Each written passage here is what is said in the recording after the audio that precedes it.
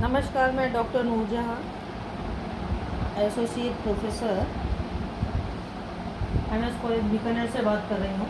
और आज मैं जो टॉपिक आपको पढ़ा रही हूँ अंतर्राष्ट्रीय कानून के स्रोत, और पिछली क्लास में अंतर्राष्ट्रीय कानून के स्रोत के 8 बिंदुओं पर मैं चर्चा आपसे कर चुकी थी। इसी चर्चा को आगे बढ़ाते हुए मैं इनकी थोड़ी थोड़ी डिटेल आपको बताना चाहूँगी, और इसमें से कोई डिटेल जो आपको समझ में नहीं आए तो आप ग्रुप के माध्यम से प्रश्न कर सकते हैं, अपनी समस्या का समाधान कर सकते हैं। मैं पहला पॉइंट ले लूँ, कस्टम या रीति रिवाज रूढ़ियाँ। रीति रिवाज रूढ़ियाँ प्राचीन समय से ही मानव सभ्यता के साथ जुड़ी हुई विषय वस्तु है, और इसका प्रभाव हम अंतर्राष्ट्रीय कानून में भी देखते हैं। और अंतर्राष्ट्रीय कानून में जो उसका प्रभाव हमें नज़र आता है वो चलन के रूप में, यानी सभ्य राष्ट्र आपस में जो व्यवहार करते हैं उस व्यवहार में जो जिन बातों को वो अपनाते हैं वो चलन कहलाता है। वो उन चीज़ों को इससे, और ये चलन ये जो व्यवहार है इसमें राष्ट्रों की संख्या दिन प्रतिदिन बढ़ती है। उसकी वजह यह है कि इसमें प्रासंगिकता या रेलेवेंस होता है, अर्थात सभ्य राष्ट्रों द्वारा आपस में जो सामान्य व्यवहार के रूप में जिन प्रक्रियाओं को चलन में लिया जाता है हम उसे रीति रिवाज या रूढ़ियों के नाम से संबोधित करते हैं। ये रीति रिवाज और रूढ़ियाँ जो हैं वो हमें दो प्रकार के व्यवहार प्रदान करती हैं। पहला है सामान्य व्यवहार और दूसरा है विशेष व्यवहार। सामान्य व्यवहार से तात्पर्य जब राष्ट्रों के मध्य सामान्य परिस्थितियाँ होती हैं तो ऐसे में वो कौन से व्यवहार को इख्तियार करती हैं, वो रीति रिवाज या अभिसमय बन जाता है। इसी तरह विशेष जब परिस्थितियां राष्ट्रों के मध्य हो तो उन्होंने कौन कौन सी बातों को अपनी चलन में शामिल किया और उन चीज़ों को कौन से कितने और देश उनके फॉलोवर बने, यह विशेष व्यवहार कहलाते हैं। अर्थात रीति रिवाज चलन की प्रक्रिया है, इसमें प्रासंगिकता होती है, इसलिए ये आधार बन जाता है। और इसमें दो प्रकार की बातों का हम अध्ययन करते हैं, सामान्य व्यवहार और विशेष व्यवहार। यानी सामान्य और विशेष व्यवहार राष्ट्रों ने किस तरह से किया है वो रीति रिवाज या रूढ़ियों का बिंदु कहलाएगा। दूसरा बिंदु जो आता है संधियाँ।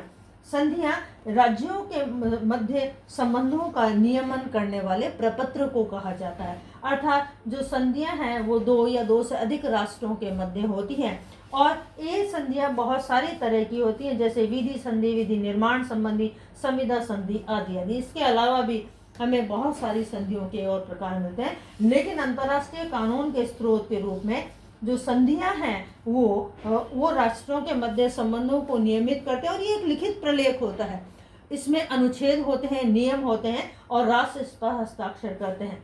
और राष्ट्रों को नियमित करने के इसमें जो भी नियम होते हैं वो सारे नियम राष्ट्र फॉलो करते हैं। अगर कोई राष्ट्र उस नियम को फॉलो नहीं करता है तो वो दंड का भागीदार है। ये बहुत इम्पोर्टेंट बिंदु है अंतर्राष्ट्रीय कानून के स्रोत के रूप में। मैं तीसरी बात पर आ जाऊं, कानून के सामान्य संबंध। न्यायालय, अंतर्राष्ट्रीय न्यायालय के अनुच्छेद 38 में ये वर्णित है कि कानून के सामान्यतः कुछ ऐसे नियम होते हैं, सिद्धांत होते हैं जिसे राष्ट्र अपनाते हैं, जैसे औचित्यता, बुद्धि, विवेक। ये ऐसे बिंदु हैं, ये ऐसे सामान्य सिद्धांत है जो अंतर्राष्ट्रीय कानून के सामान्य संबंधों को उजागर करते हैं। और अनुच्छेद 38 में इन उजागर बिंदुओं ने अंतर्राष्ट्रीय कानून के स्रोत के रूप में महत्वपूर्ण भूमिका का निर्वहन किया है। अर्थात कानून के जो सामान्य संबंध हैं सामान्य संबंध है जिसमें हम औचित्यता ले लें, विवेक ले लें, उपयोगिता ले लें, इसकी वजह से ये अंतर्राष्ट्रीय कानून के स्रोत के रूप में अभिव्यक्त किए गए हैं। चौथे बिंदु पर मैं आऊँ, न्यायालयों के निर्णय। न्यायालयों के अंतर्राष्ट्रीय क्षेत्र में जो न्यायालय के निर्णय हुए हैं वो अंतर्राष्ट्रीय कानून के स्रोत बने हैं। जैसे मैं मोरक्को का प्रश्न ले लूँ, मोरक्को दक्षिणी एशिया का मसला हम ले लें कि दक्षिणी एशिया को जब अंतर्राष्ट्रीय दर्जा देने की बात थी उस समय अंतर्राष्ट्रीय दर्जा देने की बात थी तो इसका विरोध अन्य विकसित देशों ने किया, लेकिन राष्ट्रों ने एक मत होकर दक्षिणी अफ्रीका को अंतर्राष्ट्रीय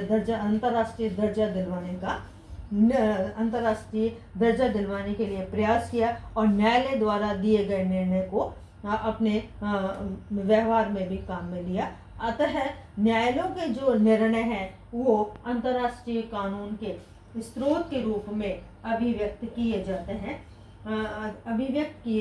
इसके अंतर्गत मैं अगली बात लूँ, अंतर्राष्ट्रीय कानून शास्त्रियों के ग्रंथ। अंतर्राष्ट्रीय कानून शास्त्रियों ने महत्वपूर्ण ग्रंथों का निर्माण किया है जिसमें उन्होंने बहुत सारी परिस्थितियाँ, फॉर एग्जाम्पल रीति रिवाज क्या होते हैं, संधियाँ किस तरह से संपादित होती हैं, इसके कितने प्रकार होते हैं, अंतर्राष्ट्रीय न्यायालय का क्षेत्राधिकार क्या है, अंतर्राष्ट्रीय न्यायालय के क्षेत्र में कौन कौन से अनुच्छेद सम्मिलित हैं, होने चाहिए, प्रत्यार्पण क्या है, उत्तराधिकार, उत्तरदायित्व, राष्ट्रों का उत्तरदायित्व, युद्ध से संबंधित नियम, युद्ध अपराध, हस्तक्षेप, इस तरह से अलग अलग विषयों पर उन्होंने शोध के आधार पर अपने ग्रंथों को लिखा है और वो ग्रंथ अंतर्राष्ट्रीय कानून के महत्वपूर्ण स्रोत में माने जाते हैं। इसमें बहुत सारे विद्वानों ने अपना कंट्रीब्यूशन दिया है। इसमें प्रोफेसर वाटल, कैंट, लॉरेंस, वैट आदि ऐसे, इसके अलावा भी बहुत सारे विद्वान हैं जिनके जो ग्रंथ है वो अंतर्राष्ट्रीय कानून के स्रोत के रूप में स्थापित है। मैं छठी बात पर आ जाऊं कि अंतर्राष्ट्रीय शिष्टाचार यानी अंतर्राष्ट्रीय स्तर पर राष्ट्रों में आपसी व्यवहार के लिए आपसी व्यवहार के लिए शिष्टाचार होता है और यह शिष्टाचार सद्भावना से आरंभ होता है और सद्भावना इतनी गहरी होती चली जाती है कि वो बाध्यकारिता का रूप ले लेती है। वो अंतर्राष्ट्रीय शिष्टाचार स्थापित करने के लिए आपसी सद्भावना से व्यवहार करते हैं और अगर कोई राष्ट्रीय व्यवहार नहीं करता है तो उन्हें बाध्यकारिता के आधार पर उन पर प्रेशर डालकर इस अंतर्राष्ट्रीय शिष्टाचार को कायम करने के लिए उन्हें अंतर्राष्ट्रीय कानूनों की पालना के लिए तैयार किया जाता है। अर्थात अंतर्राष्ट्रीय शिष्टाचार अंतर्राष्ट्रीय कानून के स्रोत के रूप में अभिव्यक्त किए जाते हैं। मैं 7वें बिंदु पर आऊं, अपने अधिकारियों के पथ प्रदर्शन के लिए राजकीय आदेश। हम इस बात से परिचित हैं कि राष्ट्रों का राष्ट्रीय कानून हर राष्ट्र के लिए बहुत महत्व रखता है। इसी महत्वपूर्ण कड़ी में जब राष्ट्र दूसरे राष्ट्रों के साथ व्यवहार करता है तो व्यवहार करते समय उसे बहुत सारे समय परिस्थितियों के अनुसार नए बिंदुओं की, नए अनुच्छेदों की, नए आदेशों की, नए प्रपत्रों की आवश्यकता होती है। ऐसे में अधिकारी जब नई परिस्थिति में आ जाएं तो नई परिस्थिति में हो और तो राज्य के आदेश जो उन्हें हैं वो अंतर्राष्ट्रीय स्तर पर उन्हें किस तरह से व्यवहार करना चाहिए इस संबंध में आदेश देती है और वो राष्ट्र उस आधार पर अंतर्राष्ट्रीय स्तर पर व्यवहार करता है और इसी व्यवहार को जब दूसरे राष्ट्र अपनाते हैं तो वो अंतर्राष्ट्रीय कानून के महत्वपूर्ण स्रोत बन जाते हैं। अगली और अंतिम बात आ जाती है 8वें बिंदु के रूप में कि तर्क या लॉजिक, यानी ये तर्क या लॉजिक वो पद्धति है इसके अंतर्गत जब कोई विशेष परिस्थिति अंतर्राष्ट्रीय स्तर पर आ जाए तो ऐसे में जो राष्ट्र हैं वो इस समस्या का समाधान कैसे करें तो वो कानूनों की और अंतर्राष्ट्रीय कानून की ओर देखते हैं। जब उस परिस्थिति से संबंधित कानून न मिले तो वह तर्क प्रणाली को अपनाकर उस समस्या का समाधान करने का प्रयास करते हैं और बहुत सारे ऐसे एग्जाम्पल अंतर्राष्ट्रीय कानून के स्रोत के रूप में उसमें सम्मिलित हो जाते हैं। अतः मैं एक बार दोबारा इन 8 बिंदुओं को आपके सामने संक्षिप्त अर्थ में रख दूं। रीति रिवाज या रूढ़ियाँ चलन के कारण राष्ट्र इसे अपनाते हैं और इसमें सामान्य और विशेष दोनों प्रकार के व्यवहारों का राज्य का अध्ययन होता है। दूसरा है संधियाँ, विभिन्न प्रकार की संधियाँ होती हैं, लिखित प्रलेख होता है, ये राज्य के संबंधों को नियमित करने का कार्य करता है। कानून के सामान्य सिद्धांत जो हैं वो औचित्यता, विवेक और बुद्धि के आधार पर स्थापित होते हैं और ये इसका वर्णन हमें न्यायालय के अनुच्छेद 38 में मिलता है जो अंतर्राष्ट्रीय कानून के स्रोत के रूप में न्यायालयों के निर्णय, मोरक्को का मसला है, दक्षिणी अफ्रीका का मसला है, ये अंतर्राष्ट्रीय न्यायालय ने दिए गए जो निर्णय दिए वो दबाव की वजह से राष्ट्रों ने उसे अपनाया, जो अंतर्राष्ट्रीय कानून का स्रोत बना। अंतर्राष्ट्रीय कानून शास्त्रियों के ग्रंथ वाटल, कैंट, लॉरेंस वैट विद्वान हैं, जिनकी पुस्तकें अंतर्राष्ट्रीय कानून के विभिन्न विषयों के संबंध में अपनी बातों को बताते हैं और जो अंतर्राष्ट्रीय कानून के स्रोत में सम्मिलित हैं। अंतर्राष्ट्रीय शिष्टाचार अपने अंतर्राष्ट्रीय शिष्टाचार सद्भावना पर आधारित होता है और इस सद्भावनाओं को दूसरे राष्ट्र मानने के लिए बाध्य हो जाते हैं, जो अंतर्राष्ट्रीय कानून का स्रोत बन जाते हैं। अपने अधिकारियों के पथ प्रदर्शन के लिए राज्य द्वारा दिए गए राजकीय आदेश अंतर्राष्ट्रीय स्तर पर काम में लिए जाते हैं, इसलिए ये भी स्रोत है।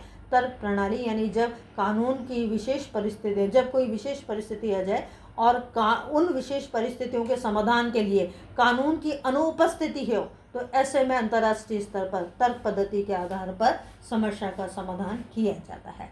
आज ये टॉपिक हमारा यहाँ समाप्त हो जाता है और अगले टॉपिक के रूप में हम अंतर्राष्ट्रीय कानून का संहिताकरण नए टॉपिक के रूप में करेंगे। आज के लिए इतना। मैं दोबारा से इस वीडियो को देखने वालों और विशेषकर से अपने स्टूडेंट से ये आग्रह करती हूँ कि इससे संबंधित अगर आपकी कोई कन्फ्यूज़न है तो इसमें आप ग्रुप में शेयर करें, हमें बताएं ताकि समस्या का समाधान हो सके। आज के लिए इतना। धन्यवाद।